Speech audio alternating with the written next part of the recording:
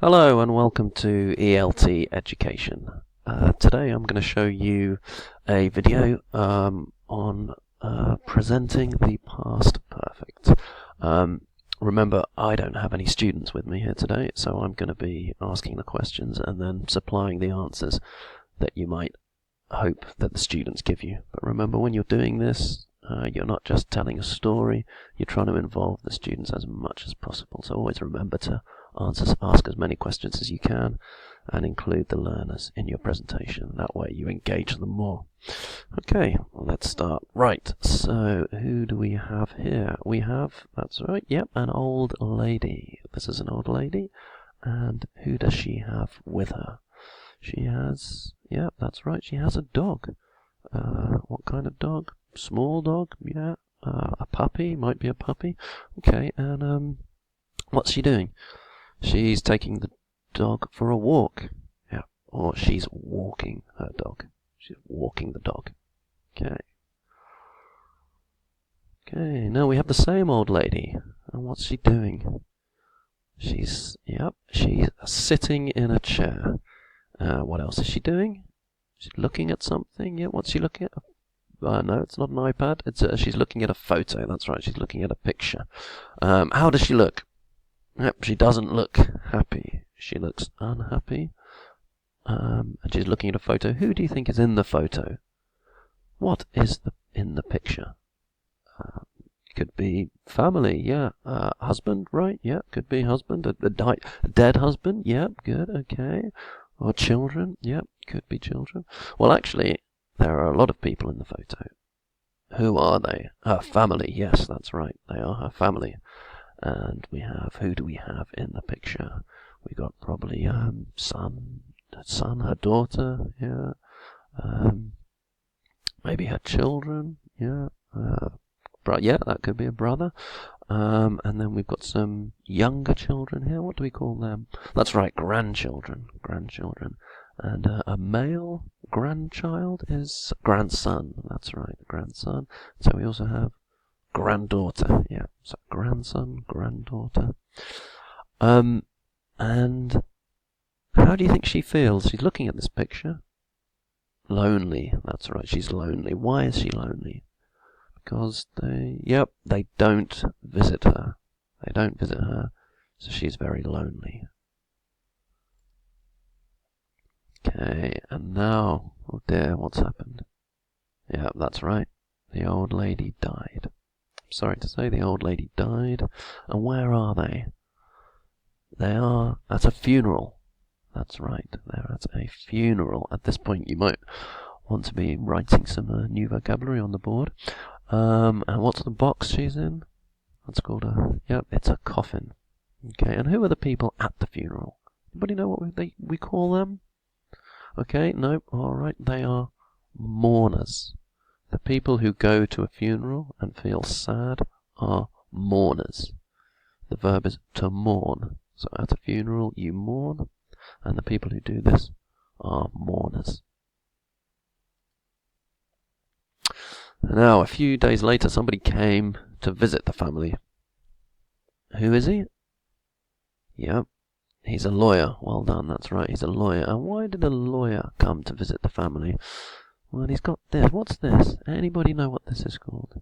It's a document, yes. What kind of document? Okay, it's a will. Okay, so before you die, when you want to leave money for your family or other people, you have to, what do you do with a will? You make a will, that's right, okay? So somebody makes a will. And in the will, if you have money, you want somebody else to have this money. Anybody know the verb? You leave money, okay? So you make a will, and in your will, you leave money to, your preposition is to, you leave money to someone. Now, who are these people? That's right, it's the family. They are the family. How do they look? Don't look not happy. Yeah, angry. Angry, yeah, angry. Question marks here, so they're arguing, yes, and they're confused. Well, that's right, they were angry, they were confused, they were puzzled. Why? Well, all the family came to hear the will, and they hoped something. What did they hope? What were they hoping? They hoped the old lady had remembered them. They hoped the old lady had remembered them and left them some money. Well, she had left some money. Unfortunately, they were very disappointed. Does anybody know another word for very disappointed? Begins with D. Devastated. They were devastated when they discovered she hadn't left them any money at all. Who do you think she had left her money to? Yep, that's right. She had left all her money to her dog. And she hadn't left them a penny. Okay. Right, let's have a look at some of the language in that presentation. So, you might remember I said all the family did something. So we need a verb here. What did all the family do? All the family came. That's right. All the family came to hear about the will. And they wanted something. When you want something strongly, that's right, they hoped. They hoped the old lady, what? They hoped the old lady remembered them. Yep, that's right. But we need something else. We need an auxiliary verb. They hoped the old lady had. They hoped the old lady had remembered them. Okay? And what tenses do we have here? In blue, what tense is this? That's right, the past simple. It's past simple, it happened in the past. What about this one in red? Had remembered them. Not the present perfect, no. Similar sounding. Past perfect, had remembered them. It's the past perfect. So red, we have the past perfect, and blue, we have the past simple. Let's have a look at another example. Now we had this word, devastated means that's very disappointed. Yes, so it's an adjective, so what verb do we need? They were, yeah, they were devastated when they heard, yeah, or when another verb beginning with D, when you find out some new information, they discovered. They were devastated when they discovered she something all the money to her dog. Had gave, yeah, but do you remember what verb we use when you give somebody money in a will? Leave, right, so she had left all the money to her dog. And we need a negative here, she hadn't, that's right, hadn't left, yes, well done, she hadn't left them a penny. Okay, so again, the verbs in blue are, what tense is this? It's the past simple. And in red, we've got the auxiliary verb and the main verb. Past perfect, yes. Now why? Why are we using the past perfect here in red, but the past simple here in blue? Well, let's have a look. Okay, so here's a timeline. Now when did this happen? When did the action happen? That's right, it all happened in the past.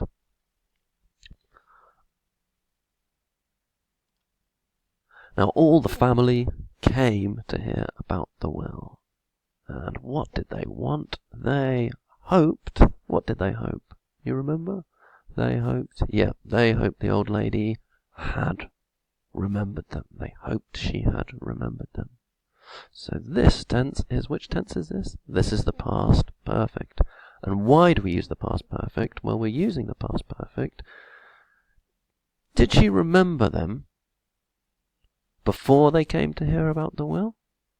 Or afterwards? As you can see, she remembered them, of course, a long time ago, before she died. So this action happens before this action in the past. So we're using the past perfect to show that one action, the remembering, happened before the other action in the past, before all the family came, and before they hoped. Have a look at another example. They were devastated. So this happened in the past, but why were they devastated? They were devastated because She didn't leave. She hadn't. Yes, good. She hadn't. Oh, sorry, it's the other one. She had left all her money to her dog. Had she left them anything? No. She hadn't left them a penny. So when did she leave all the money to her dog? Did she do this before they found out? Before they were devastated? Or after? Of course, she left the money to her dog before they were devastated. So this is our main action in the past. And before this happened, she had left all her money to her dog. So we use the past perfect to show one action happened before another action in the past. We have our main event, what we might call the point of narrative. The main event is that they were devastated. Now what happened before that, we can use the past perfect. She had left all the money to her dog. She hadn't left them a penny. We want to make it clear that this action happened before this one. So how do we make the past perfect? What is the form? We have the subject, she. And then we need an auxiliary verb. What's the auxiliary verb? That's right, it's had. So we're using had all the time. I had, you had, she had. Doesn't change. And then we need, what do we need? Yeah, it's the third form of the verb, or sometimes called the past participle. I prefer to call it the third form. So leave, what's the third form of leave? Left. That's right, leave, left, left. She had left. And if we're speaking, we often will contract she had. How do we contract she had? She'd. That's right. Can you all say she'd? She'd. She'd left. She'd left. She'd gone. She'd gone. Okay, good. And there ends the presentation on the past perfect. If you would like to download this presentation or a worksheet to go with it, please check the link which is on the description to this video. Thank you very much for listening. This is ELT Education, and please subscribe to the channel for more tutorials coming soon. Thank you.